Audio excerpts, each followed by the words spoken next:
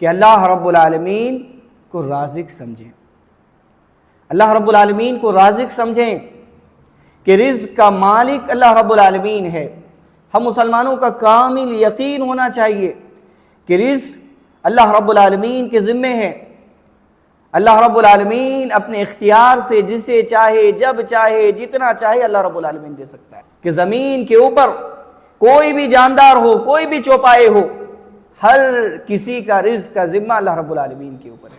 اگر کسی کو مال زیادہ عطا کر دیا جائے تو وہ زمین میں فساد برپا کرتا ہے، لیکن اللہ رب العالمین ایک اندازے کے ساتھ اسے نازل کرتا ہے۔ اِنَّهُ بِعِبَادِهِ خَبِيرٌ بَصِيرٌ، اللہ رب العالمین اپنے بندوں کو اچھی طریقے سے جانتا ہے کہ رزق کا سوال مجھ سے کرو، اطعمکم، میں تمہیں کھلاؤں گا، یا عبادی کلکم عار الا من کسوتہ فاستکسونی اکسکم، کہ اے میرے بندو تم سارے کے سارے ننگے ہو، ہاں میں جسے کپڑا پہنا دوں، فاستکسونی اکسکم، مجھ سے کپڑے کا سوال کرو، میں تمہارے سوال کو پورا کروں گا، تمہارے مانگ کو پورا کروں گا، تمہاری ضرورت کو پورا کروں گا، اور مجھ سے مانگو۔ یعنی کھان پین کی پریشانی آج اگر کسی کے پاس ہے، رزق میں اگر برکت نہیں ہے، آپ پریشان حال ہے، محنت کر رہے ہیں، دن رات ایک کر رہے ہیں، لیکن رزق میں برکت نہیں ہے، ضرورتیں پوری نہیں ہو رہی ہے، کھان پین کی ضرورتیں پوری نہیں ہو رہی ہے، اللہ یاد دلاتا ہے کہ اللہ مالک ہے، اللہ رازق ہے، اللہ سے مانگو۔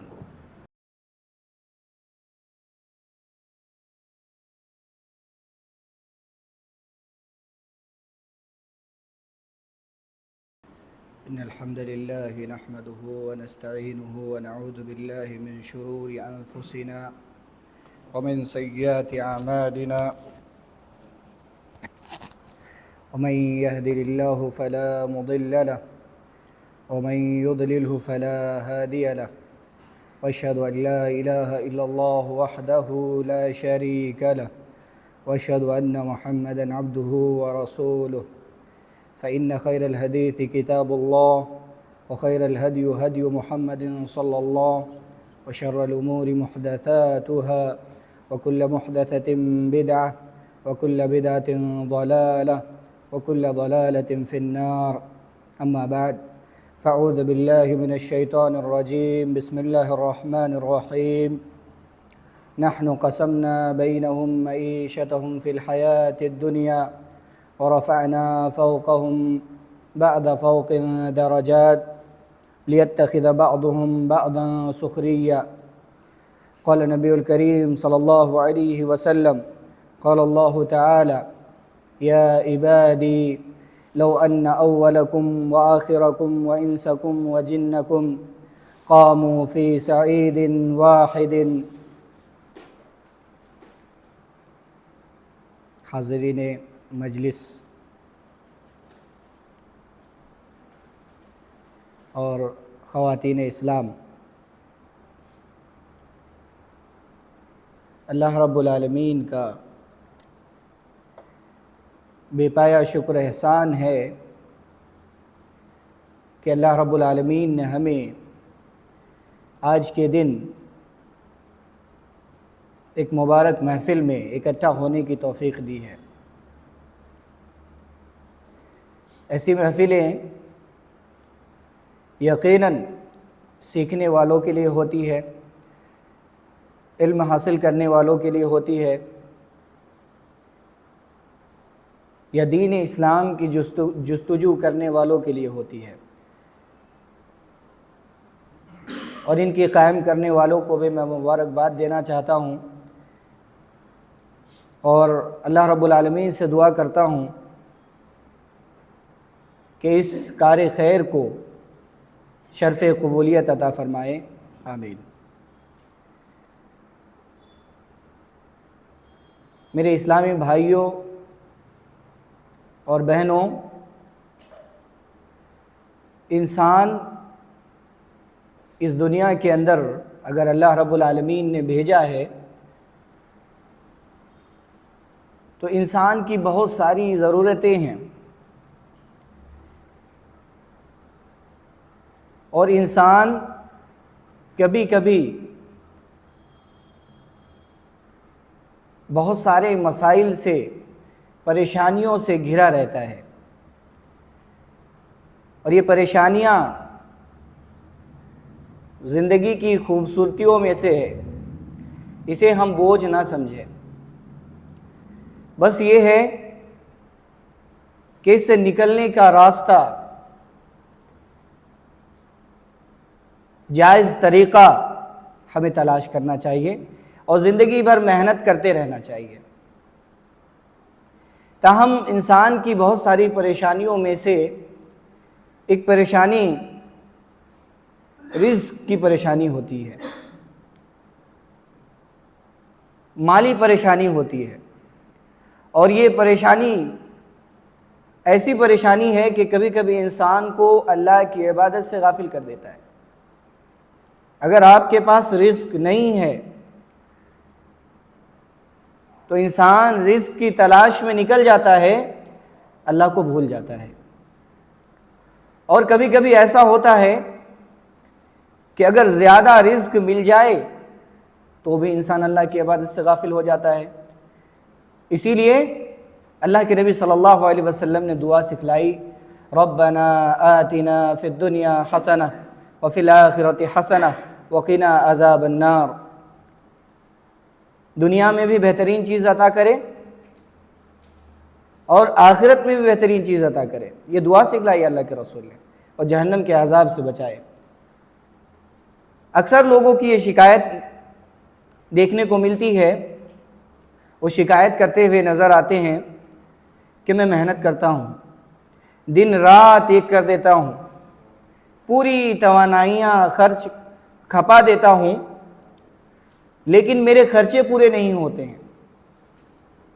خرچے پورے ہونے چاہیے تھی لیکن خرچے پورے نہیں ہوتے ہیں، بلکہ ہمارے اوپر قرضہ چڑھ جاتا ہے۔ اکثر لوگوں کی یہ شکایت ہے۔ اکثر لوگوں کو یہ کہتے ہوئے آپ پالیں گے کہ میں جو کماتا ہوں یا میں جو محنت کر رہا ہوں، میں جو جاب کر رہا ہوں، اس سے میرے خرچے پورے نہیں ہو رہے، اس سے برکت ختم ہو چکی ہے۔ تو آخر وہ کون سے اسباب ہیں جنہیں اختیار کیا جائے تو واقعی رزق میں برکت آتی ہے؟ دیکھیں ابھی رمضان کا مہینہ آنے والا ہے، ہر انسان چاہتا ہے کہ اس مہینے میں وہ زیادہ سے زیادہ عبادتیں کریں، یعنی ہر پریشانی سے وہ نکل کر ایک اللہ رب العالمین کی عبادت یکسو ہو کر کرے۔ لیکن کبھی کبھی انسان کی تنگی اسے اللہ کی عبادت سے دور کر دیتا ہے۔ اس لیے ہم انسانوں کو ابھی سے وہ جو اسباب ہمیں ان تنگی، ان پریشانیوں سے نکال سکتا ہے، اسے اختیار کرنا چاہیے، تاکہ آنے والا رمضان ہمارا اچھا گزرے، ہم اس میں زیادہ سے زیادہ عبادت کر سکے، اللہ رب العالمین کے سامنے حاضر ہو سکے، اور یہ جو نیکیوں اور نیکی کا بہار کا موسم ہے، اس میں ہم آ سکے اور زیادہ سے زیادہ نیکیاں ذخیرہ اندوز کر سکے۔ وہ کون سے اسباب ہیں؟ اسباب کو ذکر کرنے سے پہلے کچھ چیزیں ہیں جو ہمیں ذہن نشین کر لینی چاہیے، ہمارے ذہن میں وہ باتیں بالکل بیٹھ جانی چاہیے۔ ان باتوں میں سے پہلی چیز یہ ہے کہ اللہ رب العالمین کو رازق سمجھیں، اللہ رب العالمین کو رازق سمجھیں کہ رزق کا مالک اللہ رب العالمین ہے۔ ہم مسلمانوں کا کامل یقین ہونا چاہیے کہ رزق اللہ رب العالمین کے ذمے ہے۔ اللہ رب العالمین اپنے اختیار سے جسے چاہے، جب چاہے، جتنا چاہے اللہ رب العالمین دے سکتا ہے۔ جس طرح سے دیگر معاملات میں اللہ رب العالمین یکتا ہے، اکیلا ہے، لا شریک ہے، اس کا کوئی شریک نہیں ہے، اسی طرح سے رزق کے معاملے میں بھی اللہ رب العالمین کو ایک جاننا چاہیے، ایک گردانا چاہیے۔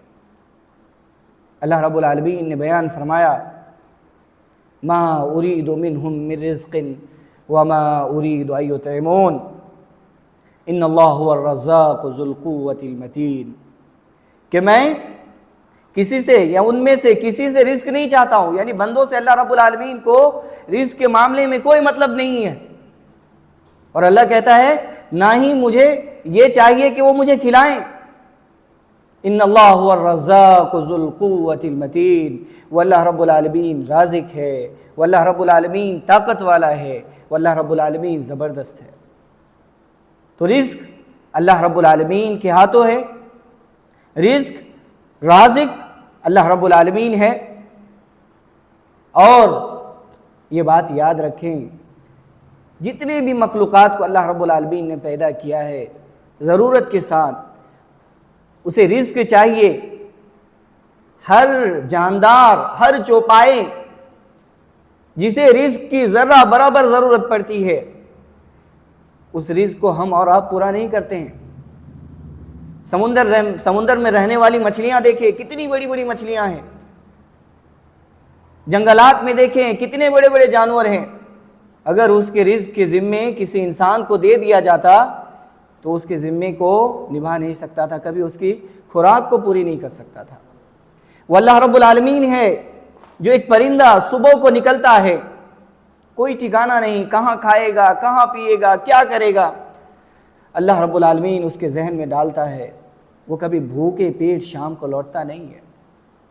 اور اللہ رب العالمین نے ہم انسانوں کو یہی بات یاد دلائی ہے، وَمَا مِن دَابَّةٍ فِي الْأَرْضِ إِلَّا عَلَى اللَّهِ رِزْقُهَا، کہ زمین کے اوپر کوئی بھی جاندار ہو، کوئی بھی چوپائے ہو، ہر کسی کا رزق کا ذمہ اللہ رب العالمین کے اوپر ہے۔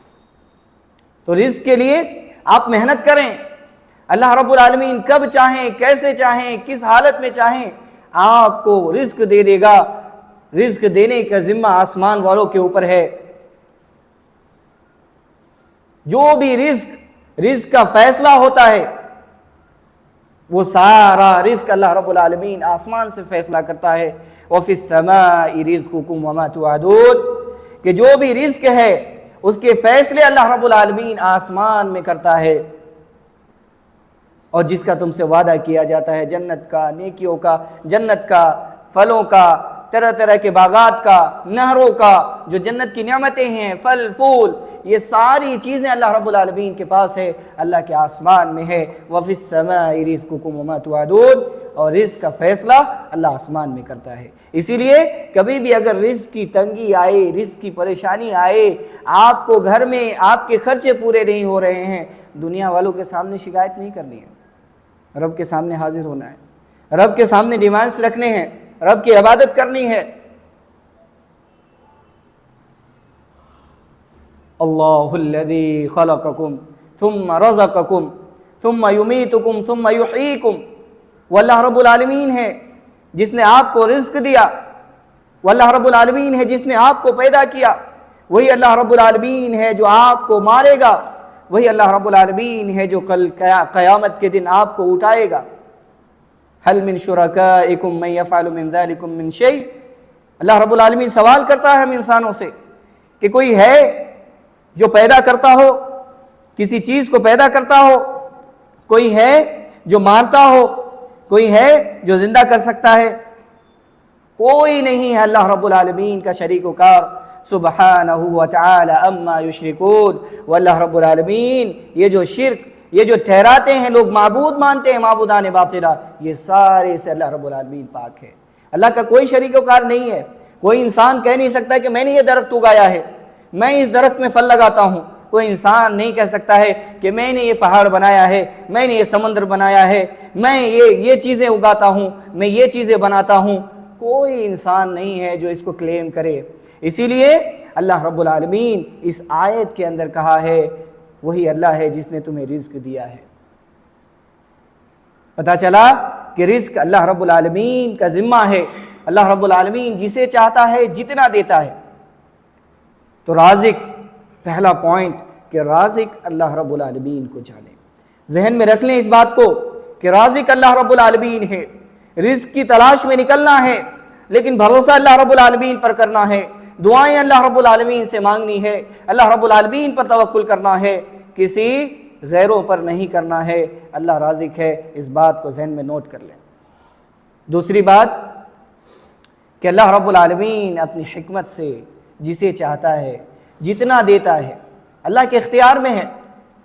اللہ رب العالمین جسے چاہتا ہے اپنی حکمت سے اتنا دیتا ہے، یہ اللہ کے اختیار میں ہے۔ اللہ رب العالمین نے کہا نحن قسمنا بینہم معیشتہم فی الحیات الدنیا، کہ ہم نے ان کی زندگی میں، انسانوں کی زندگی میں ہی اس کے رزق کو تقسیم کر دیا ہے. ورفعنا فوق بعضهم بعضا درجات، اور بعض کو بعض پر کئی گنا درجات عطا کیے ہیں. کس لیے عطا کیا؟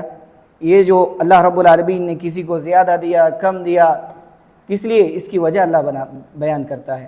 لِيَتَّخِذَ بَعْضُهُمْ بَعْضًا سُخْرِيًّا، تاکہ بعض سے اپنے کام لیں، ضرورتیں پوری کریں.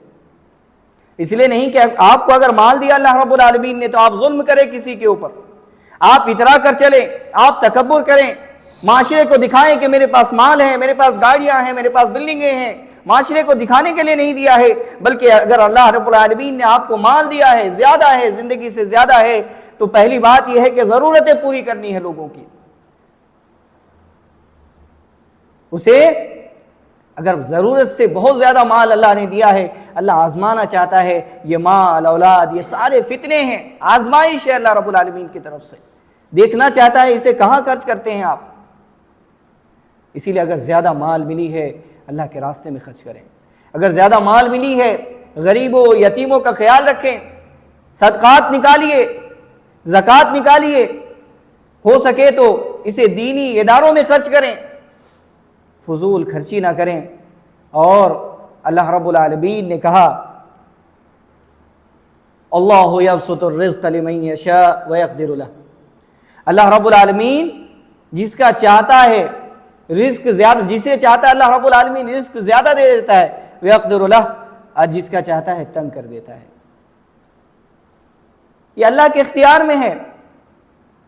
کسی کو مال مل جانا، دیکھیں بہت سارے لوگ، بہت ساری کوالٹیز ہوتی ہیں، لیکن پھر بھی وہ نوکری کرتا ہے، اور کوئی انگوٹھا چھاپ ہوتا ہے، اس کو دنیا بھر کی دولتیں دے دی جاتی ہیں. تو یہ اللہ رب العالمین کی تقسیم ہے. آپ کو جتنا ملا ہے اس پر صبر کرنا ہے، اللہ کا شکر ادا کرنا ہے، اللہ رب العالمین کے لیے عبادتیں بجا لانی ہے، نہ کہ ناشکرہ بننا ہے آپ کو. اور اللہ رب العالمین نے اگر کسی کو کم رزق دیا ہے، کم مال دیا ہے، اس کی بھی اللہ رب العالمین حکمت بیان کرتا ہے. وَلَوْ بَسَطَ اللَّهُ الرِّزْقَ لَبَغَوْا فِي الْأَرْضِ وَلَكِنْ يُنَزِّلُ بِقَدَرٍ مَا يَشَاءُ إِنَّهُ بِعِبَادِهِ خَبِيرٌ بَصِيرٌ. اللہ رب العالمین بیان کرتا ہے، غور کیجئے کہ اگر اللہ کہتا ہے اگر مال زیادہ دے دی جائے، وَلَوْ بَسَطَ اللَّهُ الرِّزْقَ لَبَغَوْا فِي الْأَرْضِ، اگر کسی کو مال زیادہ عطا کر دیا جائے تو وہ زمین میں فساد برپا کرتا ہے، لیکن اللہ رب العالمین ایک اندازے کے ساتھ اسے نازل کرتا ہے. إِنَّهُ بِعِبَادِهِ خَبِيرٌ بَصِيرٌ، واللہ رب العالمین اپنے بندوں کو اچھی طریقے سے جانتا ہے. آج معاشرے میں معائنہ کریں، اگر کسی کے پاس مال ہے، معاشرے میں ظلم کرتا ہے، کوئی معاملات ہوتے ہیں حق کو ناحق بنا دیا جاتا ہے، انصاف کو انصاف ملنی چاہیے تھی لیکن وہاں ناانصافی کی جاتی ہے. یہ اس لیے معاشرے میں ہوتا ہے کہ اس کے پاس مال ہے، اس کے پاس پہنچ ہے، اس کے پاس قوت ہے، اس کے پاس ایبلٹیز ہے، اور اس کے پاس سورسز ہے. یعنی سورسز کو، قوت کو، مال کو، طاقت کو، یہ ساری چیزوں کو کسی پہ ظلم کا ذریعہ بنا رہا ہے. معاشرے کے اندر ہو رہا ہے یہ چیزیں. اسی لیے اللہ رب العالمین مال اگر کسی کو کم دیا ہے اللہ کا شکر منائیے. اللہ رب العالمین آپ کے تئیں سوچتا ہے. لَبَغَوْا فِي الْأَرْضِ، یہ تو ہمارا معاشرہ کا معاملہ ہے. قارون کو دیکھ لیں، فرعون کو دیکھ لیں. فرعون نے اپنے آپ کو رب کہہ دیا تھا. اسی لیے مال کا فتنہ یہ بہت بڑا فتنہ ہے. اگر کسی کو مال ملا ہے اسے صحیح جگہ پہ خرچ کیجئے. اگر کسی کو اولاد ملی ہے اس کی صحیح تربیت کیجئے. تیسری چیز کہ تمام خزانوں کی چابیاں اللہ رب العالمین کے پاس ہیں. پہلی چیز اللہ رازق ہے. دوسری چیز اللہ حکمت کے ساتھ جسے چاہتا ہے جتنا رزق دیتا ہے وہ اللہ کے اختیار میں ہے. اور تیسری چیز ساری خزانوں کی چابیاں اللہ رب العالمین کے پاس ہیں. وَإِن مِّن شَيْءٍ إِلَّا عِندَنَا خَزَائِنُهُ، کہ کوئی ایسی چیز نہیں ہے، اللہ بیان کرتا ہے کوئی ایسی چیز نہیں ہے جس کی خزانے کی چابیاں میرے پاس نہ ہو، لیکن ہم اسے ایک اندازے کے ساتھ دنیا میں نازل کرتے ہیں۔ اسی لیے ابراہیم علیہ السلام نے اپنے قوم سے کہا تھا، ان الذین تعبدون من دون اللہ لا یملکون لکم رزقا، کہ اللہ رب العالمین کے علاوہ تم جن کی عبادت کرتے ہو یہ رزق کا مالک نہیں ہے، اس کے پاس کوئی طاقت نہیں ہے کہ تم کو کچھ دے دے۔ فابتغوا عند اللہ الرزق، رزق اللہ رب العالمین سے تلاش کرو، اللہ رب العالمین سے مانگو، اللہ رب العالمین سے رزق کا سوال کرو۔ یہ تم غیروں کی عبادت کرتے ہو، یہ غیر تمہیں رزق نہیں دے سکتا ہے، تمہاری ضرورتوں کو پوری نہیں کر سکتا ہے، تمہارے کھان پین کی ضرورتوں کو ہرگز پورا نہیں کر سکتا ہے۔ وَاعْبُدُوهُ وَاشْكُرُوا لَهُ إِلَيْهِ تُرْجَعُونَ، اس اللہ رب العالمین کی عبادت کرو، اس کا شکر بجا لاؤ، اسی اللہ رب العالمین کی طرف لوٹ کر جانا ہے۔ اور حدیث قدسی میں اللہ کے رسول صلی اللہ علیہ وسلم نے بیان فرمایا، یا عبادی لو ان اولکم یا عبادی کلکم جائع الا من اطعمته فاستطعمونی اطعمکم۔ اللہ رب العالمین اللہ کے رسول اللہ رب العالمین سے روایت کرتا ہے، حدیث قدسی ہے، اللہ تبارک و تعالی بیان کرتا ہے، اے میرے بندو تم سارے کے سارے بھوکے ہو، تم سارے کے سارے کھانے کی ضرورت پہ ہو، تمہیں ضرورتیں ہیں، تم بھوکے ہو، فاستطعمونی، مجھ سے کھانا مانگو، اطعمکم، میں تمہیں کھانا کھلاؤں گا۔ یعنی اللہ رب العالمین ہمیں یہ بات یاد دلا رہا ہے کہ اللہ رب العالمین مالک حقیقی، خالق حقیقی، رازق حقیقی ہے۔ رزق کا سوال اگر کسی سے کرنا ہے، مانگنا اگر کسی سے ہے، حقیقی معنوں میں اگر کوئی رزاق ہے وہ اللہ رب العالمین کی ذات ہے، ہمیں اللہ رب العالمین سے مانگنا ہے، کسی غیر سے نہیں۔ اور یہی بات اللہ رب العالمین اس حدیث میں دلا رہا ہے کہ رزق کا سوال مجھ سے کرو، اطعمکم، میں تمہیں کھلاؤں گا۔ یا عبادی کلکم عار الا من کسوتہ فاستکسونی اکسکم، کہ اے میرے بندو تم سارے کے سارے ننگے ہو، ہاں میں جسے کپڑا پہنا دوں، فاستکسونی اکسکم، مجھ سے کپڑے کا سوال کرو، میں تمہارے سوال کو پورا کروں گا، تمہارے مانگ کو پورا کروں گا، تمہاری ضرورت کو پورا کروں گا۔ اور مجھ سے مانگو، یعنی کھان پین کی پریشانی آج اگر کسی کے پاس ہے، رزق میں اگر برکت نہیں ہے، آپ پریشان حال ہے، محنت کر رہے ہیں، دن رات ایک کر رہے ہیں، لیکن رزق میں برکت نہیں ہے، ضرورتیں پوری نہیں ہو رہی ہے، کھان پین کی ضرورتیں پوری نہیں ہو رہی ہے، اللہ یاد دلاتا ہے کہ اللہ مالک ہے، اللہ رازق ہے، اللہ سے مانگو، سوال اللہ رب العالمین سے کرو۔ اور اس کے بعد اللہ رب العالمین نے جو بات کہی ہے وہ ہمیں سننی چاہیے، اس پر عمل کرنی چاہیے۔ اللہ رب العالمین نے کہا، یا عبادی لو ان اولکم وآخرکم وانسکم وجنکم قاموا فی سعید واحد فاسألونی فآتیت کل انسان مسألتہ، اے میرے بندے اگر تمہارے اول تمہارے آخر، یعنی جس دن سے یہ دنیا قائم ہوئی ہے، جتنے لوگ آئے ہیں، قیامت جب قائم ہوگی جتنے لوگ آنے والے ہیں، سارے لوگ اور جنات ایک جگہ کھڑے ہو جائیں، ایک ساتھ کھڑے ہو جائے، فَاسْأَلُونِي فَآتَيْتُ كُلَّ إِنسَانٍ مَسْأَلَتَهُ، اور مجھ سے سوال کرے اور میں سارے لوگوں کو اس کے سوال کے مطابق دے دوں، مَا نَقَصَ ذَلِكَ مِمَّا عِنْدِي إِلَّا كَمَا يَنْقُصُ الْمِخْيَطُ إِذَا أُدْخِلَ الْبَحْرَ، تو میرے خزانے میں جو چیز ہے اس میں سے کچھ بھی کمی نہیں ہوگی، مگر ہاں اتنی جتنی کہ سمندر میں ایک سوئی ڈبو دی جائے اور اسے نکال لیا جائے تو اس میں پانی کے جو خطرات آتے ہیں اتنا برابر صرف میرے رزق میں کمی ہوگی۔ اللہ رب العالمین اتنے بڑے خزانے کے مالک ہیں، ہمیں اللہ رب العالمین سے مانگنا چاہیے۔ یہ چیزیں ہمیں یاد دلاتا ہے کہ اللہ رازق ہے، اللہ اپنے حکمت سے جسے چاہتا ہے، اگر آپ کی نیت اچھی ہے، آپ کی نیت اچھی، یاد رکھیں اللہ رب العالمین آپ کی ضرورتوں کو پوری نہیں کرے گا، بلکہ اللہ آپ کو اتنا مال دے گا کہ آپ غریبوں، یتیموں، ناداروں اور نہ جانے کتنے اداروں میں خرچ کریں گے، پھر بھی آپ کا مال خرچ نہیں ہوگا۔ نیت اچھی ہونی چاہیے، ارادے اچھے ہونے چاہیے، اللہ کی عبادت ہونی چاہیے، اللہ کا شکر ہونا چاہیے، اللہ رب العالمین کے لیے ذکر ہونا چاہیے، تب جا کر کے رزق میں برکت آتی ہے۔ اور یہ چیزیں ہمارے اندر نہیں ہیں۔ شکوہ شکایتیں دنیا بھر کے لوگوں کے پاس کرتے ہیں، لیکن کبھی ہمیں یاد نہیں آتا ہے کہ ہمارا رازق کون ہے، ہمارا مالک کون ہے، ہمیں مانگنا کہاں چاہیے، کبھی یہ بات یاد نہیں آتی ہے۔ رزق کے برکت کے اسباب بہت سارے اسباب ہیں، اس میں پہلا سبب ایمان اور عمل صالح ہے۔ ایمان اور عمل صالح کے ذریعے اللہ رزق میں برکت دیتا ہے۔ ایمان وہ یہ ہے کہ ایک بندہ دل کی گہرائی سے اللہ رب العالمین کی وحدانیت کو قبول کرے، اللہ رب العالمین کی وحدانیت کو تسلیم کرے دل کی گہرائی سے، یعنی اللہ ایک ہے، اپنی ضرورتوں کا سوال اگر کرنا ہے کسی سے تو اسی اللہ رب العالمین سے کرنا ہے۔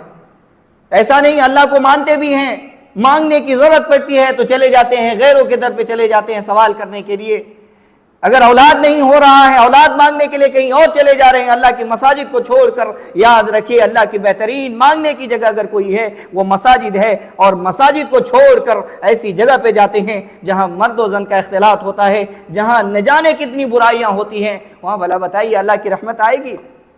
تو اللہ کی وحدانیت کو تسلیم کرنا مطلب یہ ہوتا ہے کہ کوئی بھی پریشانی ہو اللہ رب العالمین کے سامنے حاضر ہونا چاہیے، ایسا نہیں کہ غیروں کے در پہ چلے جائیں، غیروں کے در کے سوالی بن جائیں۔ اللہ کی وحدانیت کو دل کی گہرائی سے قبول کرنا، اور اللہ رب العالمین کے اسماء و صفات، اللہ کے ربوبیت، اللہ کی الوہیت، اللہ کے اسماء و صفات کو مکمل طریقے سے یقین کے ساتھ ماننا ہے۔ دوسری چیز کہ اللہ رب العالمین، یہ بھی بات ہمارے دل میں گہرائی کے ساتھ بیٹھ جانی چاہیے کہ جتنے بھی اللہ رب العالمین نے نبیوں کو بھیجا ہے وہ سارے کے سارے اللہ رب العالمین کے چنندہ بندے ہیں۔ اسے اللہ رب العالمین نے نبوت و رسالت کے منصب پر فائز کیا اور اسے دین اسلام دے کر بھیجا ہے۔ یہاں ایک نقطہ بیان کرنا چاہتا ہوں، وہ یہ ہے کہ بہت سارے لوگ غیروں کے یہاں یہ مشہور ہے کہ اسلام 1400 سال پہلے آیا ہے اور ہمارا دین دیکھو صدیوں پرانا ہے، ہزاروں لاکھوں سال پرانا ہے۔ ان کا جواب کیا ہوگا؟ جواب یہ ہے کہ نبی کریم صلی اللہ علیہ وسلم دین اسلام کو لے کر نہیں آئے۔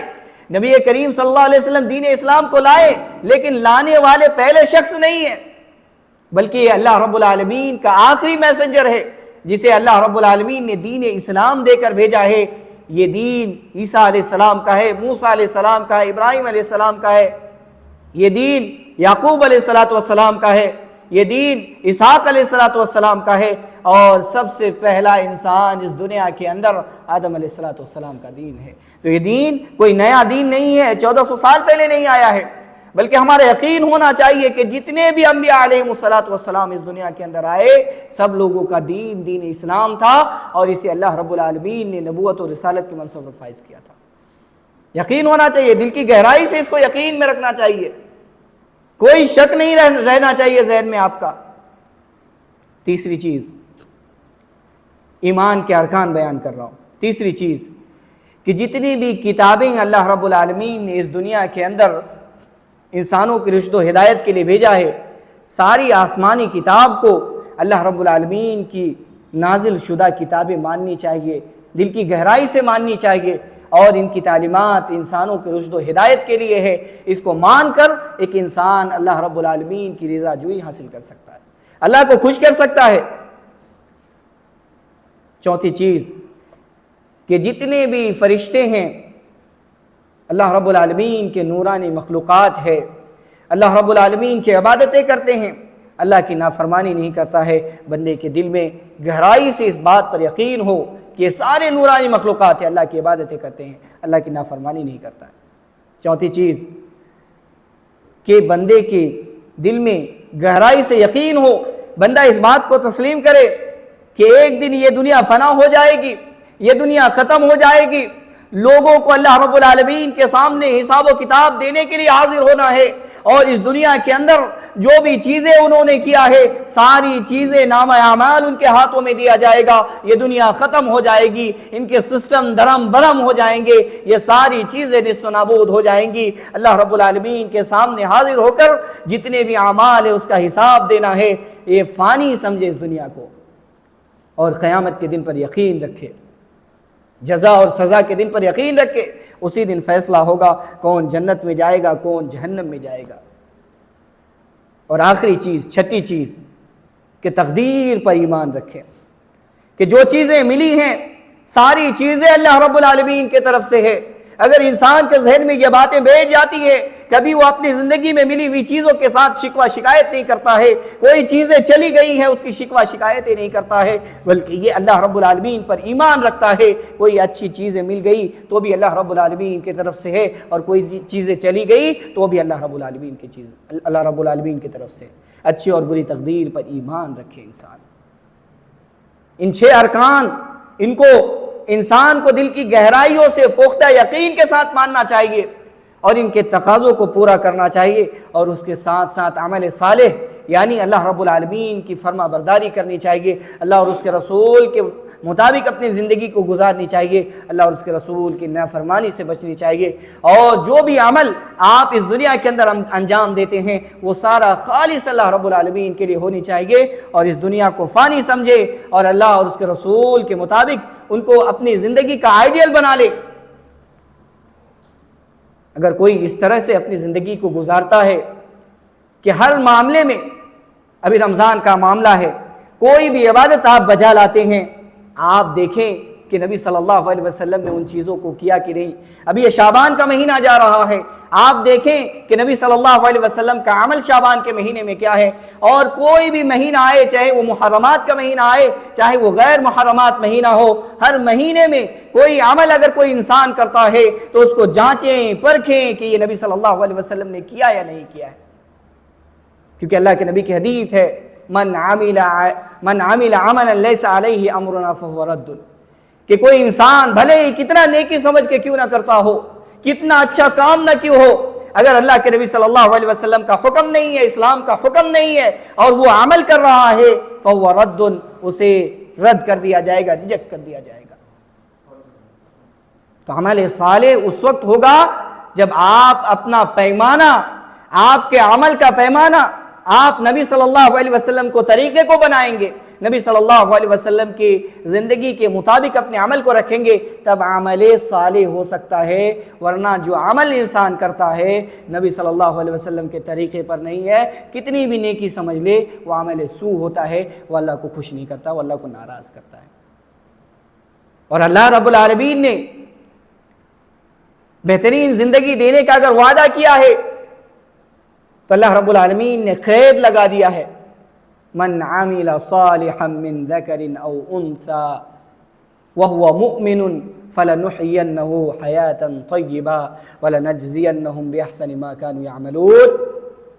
اللہ رب العالمین نے کہا من عمل صالحا، کہ جو بھی عمل صالح کرے، چاہے وہ مرد ہوں یا عورت ہوں۔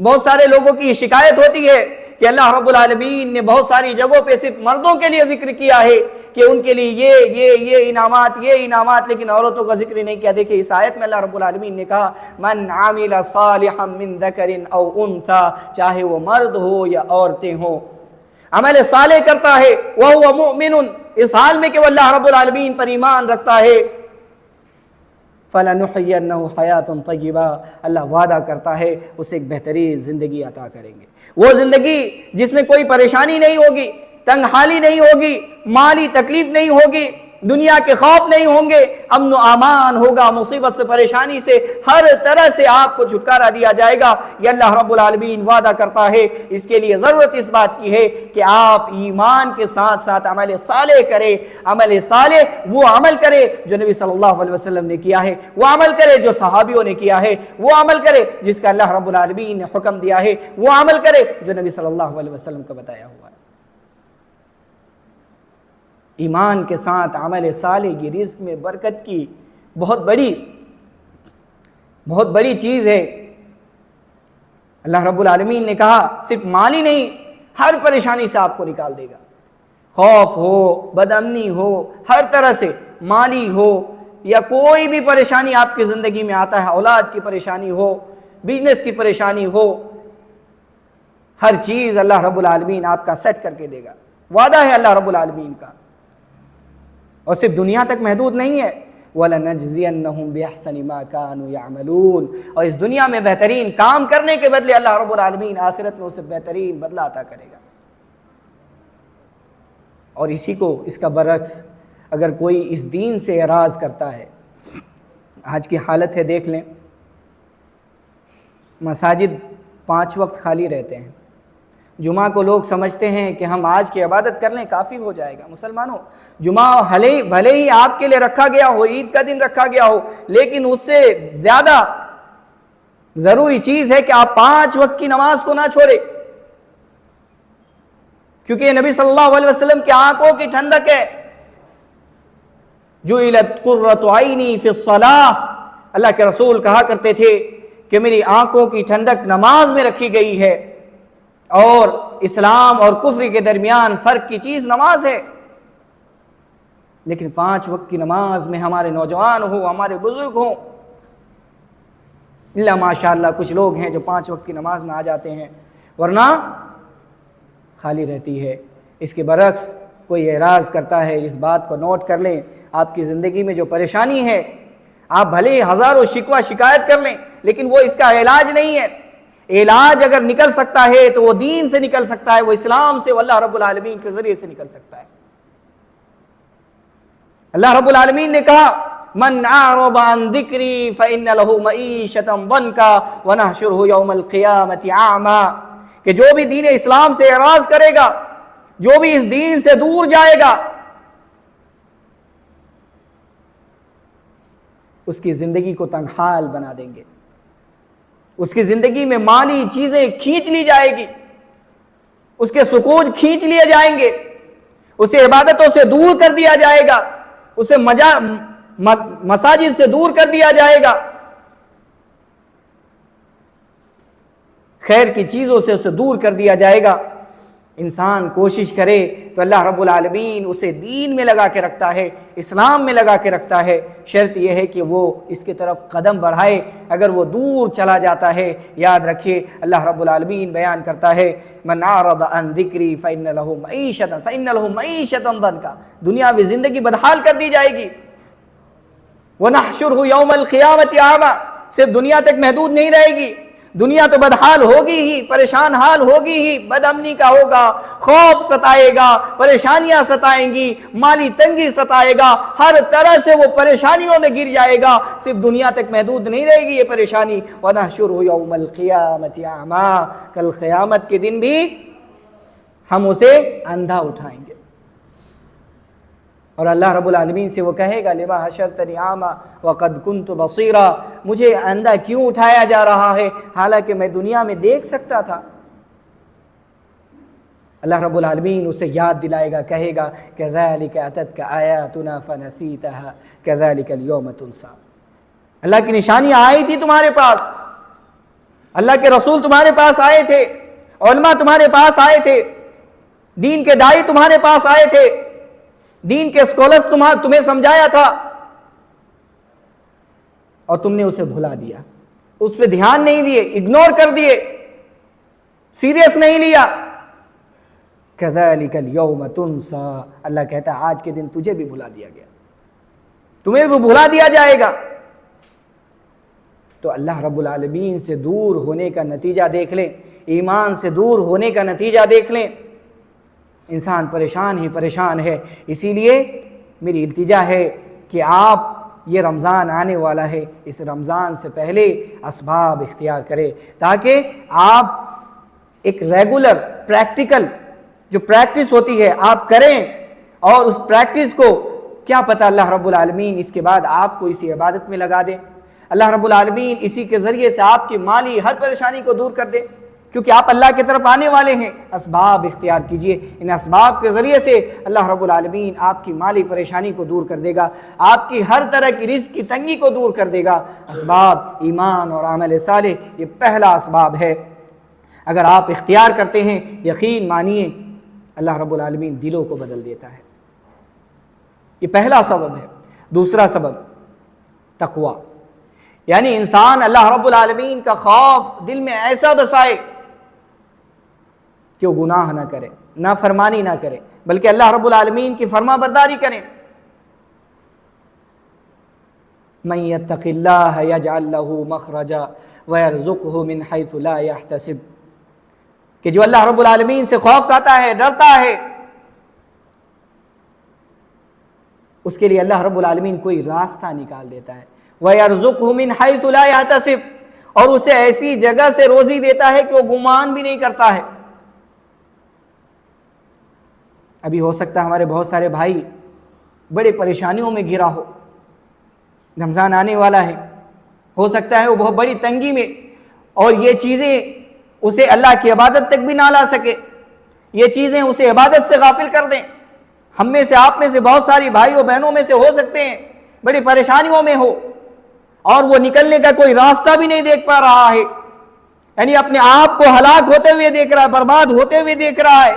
اللہ رب العالمین وعدہ کرتا ہے اگر آپ اللہ کا خوف اپنے دل میں رکھتے ہیں، اللہ رب العالمین کوئی راستہ نکال دے گا، اللہ رب العالمین ایسی جگہ سے پریشانیوں کو دور کر دے گا کہ آپ سمجھ بھی نہیں سکتے ہیں، اس چیز کو احساس نہیں کر سکتے ہیں۔ اس کی تفسیر میں مسند احمد وغیرہ کی ایک روایت جسے بہت سارے مفسرین نے نقل کیا ہے، مالک بن عوف، ان کے بیٹے کو دشمنوں نے قید کر لیا،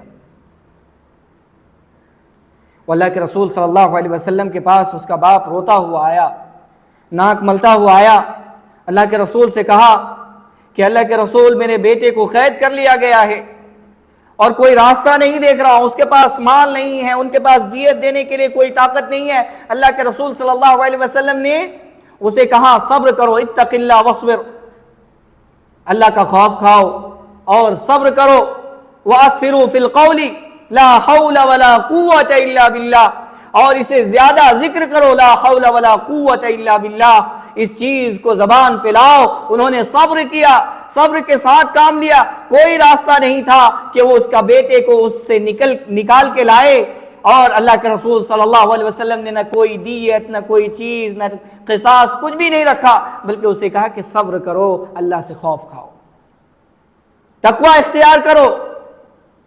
اس کا نتیجہ دیکھیں، کچھ دنوں کے بعد ان کے بیٹے کی بیڑیاں ٹوٹ جاتی ہیں، اور اس کے بعد صرف وہ اکیلا لوٹ کر نہیں آتا ہے، ان کے اونٹ اور بہت ساری چیزیں وہاں کہیں تھی، ان کو ہانک کے لے آتا ہے۔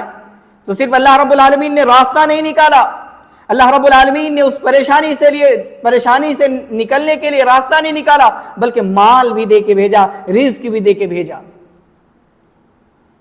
اگر اللہ رب العالمین کا تقوی ہو، خوف ہو، ڈر ہو، آپ یوسف علیہ السلام کو دیکھ لیں، یوسف علیہ السلام پر الزام لگایا گیا، یوسف علیہ السلام کو ٹارچر کیا گیا کہ اپنے جرم کو قبول کرو۔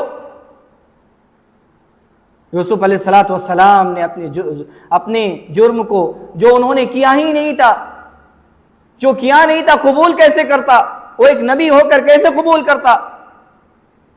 جیل میں جانا پسند کیا، لیکن جھوٹی چیزوں کو قبول نہیں کیا، اللہ کا خوف کھایا، اللہ رب العالمین سے ڈرا، اور اس کا نتیجہ دیکھ لیں، وہ جو قید خانے میں تھے اسے اقتدار مل گیا، وہ جو اکیلا تھا اسے خزانوں کے مالک بنا دیا گیا۔ تو یہ اللہ رب العالمین کا خوف ہے، تقوی ہے، اللہ رب العالمین کا ڈر ہے۔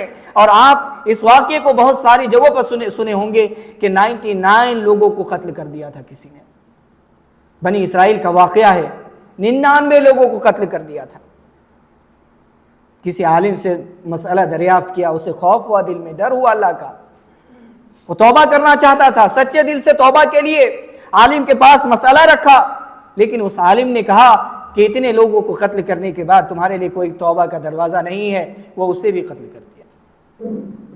آخر میں کیا ہوتا ہے؟ 100 لوگ پورے ہو جاتے ہیں، پھر کسی عالم کے پاس جاتا ہے اور کہتا ہے کہ میں نے 100 لوگوں کو قتل کر دیا ہے، میرے لیے کوئی توبہ کا دروازہ ہے؟ وہ ان کو مشورہ دیتا ہے کہ اللہ رب العالمین کے دروازے کبھی بند نہیں ہوتے ہیں، چاہے وہ پہاڑ کے برابر آسمان کے برابر کیوں نہ گناہ ہو، اللہ رب العالمین کا دروازہ کبھی بند نہیں ہوتا ہے۔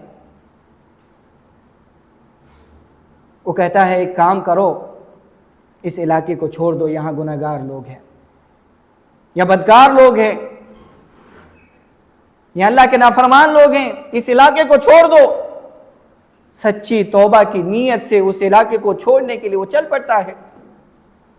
راستے میں موت کا فرشتہ آ جاتا ہے، جنت اور جہنم کا فرشتہ آ جاتا ہے، لڑائیاں ہونے لگتی ہے، پھر اللہ رب العالمین کیونکہ سچے دل اور اللہ رب العالمین کے خوف کی وجہ سے، اس کے توبہ کی نیت کی وجہ سے، اس کے تقوی کی وجہ سے اللہ رب العالمین اسے معاف کر دیتا ہے اور اسے جنت میں داخل کر دیتا ہے۔ کوئی راستہ تھا؟ نکلنے کا کوئی راستہ نہیں تھا۔ تقوی، اللہ رب العالمین کا خوف، اللہ رب العالمین نے نکلنے کا راستہ پیدا کر دیا۔ اور آج ہمارے دل میں اللہ رب العالمین کا خوف نہیں ہے، اللہ رب العالمین کا ڈر نہیں ہے۔ ہمیں اللہ رب العالمین سے ڈرنا چاہیے، گناہوں سے، اپنے معاملات میں، ساری چیزوں سے تقوی اختیار کرنی چاہیے اللہ رب العالمین کی۔ آپ چاہیں کتنی پریشانیوں میں کیوں نہ ہو، آپ چاہے کتنی تنگی میں کیوں نہ ہو، اللہ رب العالمین پر یقین رکھیے، تقوی رکھیے، اللہ سے خوف کھائیے، اللہ رب العالمین راستہ نکال دیتا ہے۔ اور تقوی کی بڑی علامت دیکھیں، صحابہ کرام، ایک بار حضرت عائشہ بیان کرتی ہیں کہ حضرت ابو بکر رضی اللہ عنہ کے غلام کہیں سے کچھ کھانے کی چیز لائے اور حضرت ابو بکر رضی اللہ عنہ بنا پوچھے اسے کھا لیے۔ پھر ان کا غلام کہتا ہے کہ آپ نے جو کھانا کھایا معلوم ہے کہاں سے لایا گیا ہے؟ زمانہ جاہلیت میں، وہ کہتا ہے کہ زمانہ جاہلیت میں نے کہانت کی تھی، حالانکہ مجھے کہانت نہیں آتی تھی، میں بیوقوف بنانے میں کامیاب ہو گیا، اور اس کے بعد جس شخص کے لیے میں نے کہانت کی تھی، جسے بیوقوف بنایا تھا، وہ مجھے ملا تھا، مجھے کچھ کھانے کے لیے دیا، اس کے اجرت میں دیا، اور یہ چیز میں لایا ہوں۔ حضرت ابوبکر یہ بات سنتے ہی اپنی انگلی کو اندر میں ڈالتے ہیں، منہ کے اندر، اور اسے نکال دیتے ہیں۔ یہ تقوی، اللہ کا خوف۔ اور آج ہم نہ حلال کیا چیز، حرام کیا چیز، بزنس میں دھوکہ دیتے ہیں، جھوٹ بولتے ہیں، فراڈ کرتے ہیں، لوگوں کے حق کو مار کر کھاتے ہیں، حلال حرام کی کوئی تمیز نہیں ہے۔ اگر لین دین کا معاملہ، کسی کو ضرورت ہے، پیسے کی ضرورت ہے، اسے دیتے بھی ہے تو سود بیاج اس کے اوپر ہم لگاتے ہیں۔ اللہ سے خوف کھائیے، اللہ سے ڈریے۔ یہ چیزوں میں کبھی برکت نہیں ہوگی، یہ چیزیں آپ کو کبھی فائدہ نہیں دے سکتا ہے۔ وقتی طور پر لگے گا کہ آپ کو بہت ساری چیزیں مل گئی، لیکن آپ کو حقیقی معنی ہے کہ وہ کہاں چلے جائے گا، کیسے چلے جائے گا، معلوم نہیں ہے۔ اور بہت ساری باتیں تھیں۔ ایک آخری بات 5 منٹ لوں گا کہ قرآن یہ اللہ رب العالمین کی کتاب ہے، اسے تلاوت کیجئے، بابرکت کتاب ہے۔ ابھی رمضان آنے والا ہے، عادت بنائیے، یہ بھی رزق کے برکت کے اسباب میں سے ہے، قرآن کی تلاوت کرنا۔ وَهَذَا كِتَابٌ أَنزَلْنَاهُ مُبَارَكٌ فَاتَّبِعُوهُ وَاتَّقُوا لَعَلَّكُمْ تُرْحَمُونَ، کہ کتاب ہے جسے ہم نے نازل کیا ہے، مبارک ہے، بابرکت ہے، اتباع کیجئے، اللہ سے خوف کھائیے، ان قریب آپ پر رحم کیا جائے گا۔ لعلکم ترحمون، تو بابرکت کتاب ہے۔ ذرا سوچ کے دیکھیے کہ جس نبی پر نازل ہوئی یہ کتاب، وہ تمام نبیوں میں افضل، جس رات کو نازل ہوئی وہ رات تمام راتوں میں افضل، جس مہینے میں نازل ہوئی وہ تمام مہینوں میں افضل، اور جس امت پر نازل ہوئی وہ امت تمام امت میں خیر الامت کا لقب سے ملقب کیا گیا. بڑی بابرکت کتاب ہے، برکت کی چیز ہے، پڑھیے، تلاوت کیجیے. اور بہت سارے اسباب ہیں، والدین کے ساتھ صلہ رحمی، والدین اور رشتہ داروں کے ساتھ صلہ رحمی کرنا، توبہ استغفار کرنا، دعا مانگنا اللہ رب العالمین سے رزق کے لیے، صبح میں بزنس کرنا، فجر کی نماز کے بعد رزق کی تلاش کرنا، اس میں بھی برکت رکھی گئی ہے. اور بہت سارے اسباب ہیں، وقت کی کمی کی وجہ سے میں معذرت چاہتا ہوں. آئیں اللہ رب العالمین سے دعا کرتے ہیں کہ اللہ رب العالمین ہمیں ہماری پریشانیوں کو رمضان آنے سے پہلے ختم کر دے. اللہ ہمارے دلوں کو عبادت کی طرف موڑ دے. اللہ رب العالمین ہماری پریشانیوں کو ختم کر دے. اللہ ہمارے مسلمان بھائی جہاں کہیں بھی پریشان ہے، اللہ رب العالمین ان کی پریشانیوں کو دور کر دے. وما علینا الا البلاغ. والسلام علیکم ورحمۃ اللہ وبرکاتہ.